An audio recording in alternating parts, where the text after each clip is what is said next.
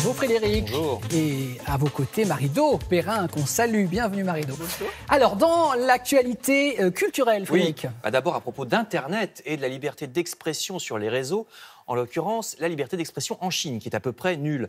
Vous apprendrez dans Libération qu'on commence enfin à s'inquiéter des accointances des grandes firmes du web avec la censure, parce que vous êtes bien contents, vous et moi aussi, de pouvoir écrire ce que vous voulez sur les sites, mais Oui. c'est pas le cas des Chinois. Et en ce moment, Google, qui pour l'instant est interdit en Chine, serait en train de préparer son retour vers l'immense marché chinois. Et pour ça, Google serait prêt à accepter la censure chinoise. Et oui, en gros, en Chine, si vous cherchez à vous renseigner sur les massacres de Tiananmen, par exemple, vous ne trouvez rien, hein, ça n'a pas existé.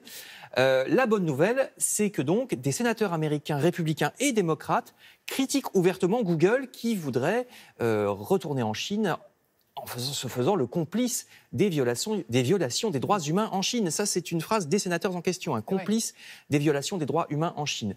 Et le pire, c'est que depuis que l'information de ce retour possible de Google en Chine a commencé à être connue, les responsables de Google semblent essayer de cacher les documents compromettants. Google a choisi pour l'instant de ne pas répondre à la lettre ouverte des sénateurs américains. Vous lirez cet article dans Libération. Et ça va mal, décidément, pour les géants d'Internet, parce que le même journal nous révèle en effet que Facebook, cette fois, semble avoir bien du mal à gérer les faux comptes. Alors déjà, vous voyez ce titre, le chiffre de 32 faux comptes Facebook qui ont été supprimés, c'est extrêmement faible, hein, étant donné rien, que... mais oui, d'accord, c'est 32. faux. Ah, il y en a beaucoup de ces faux comptes sur le réseau social. Généralement, de très belles jeunes femmes vous contactent pour vous dire qu'elles sont follement amoureuses de vous. Ah oui, j'ai eu ça, moi. Oui, mais qu'il faut... C'est pas vrai.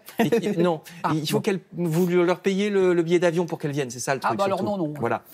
Donc non seulement Facebook fait pas grand-chose contre ces faux comptes qui sont très nombreux, mais en plus, vous avez vu le titre de Libération, quand il supprime enfin quelques faux comptes, eh ben, il y en a des vrais dedans.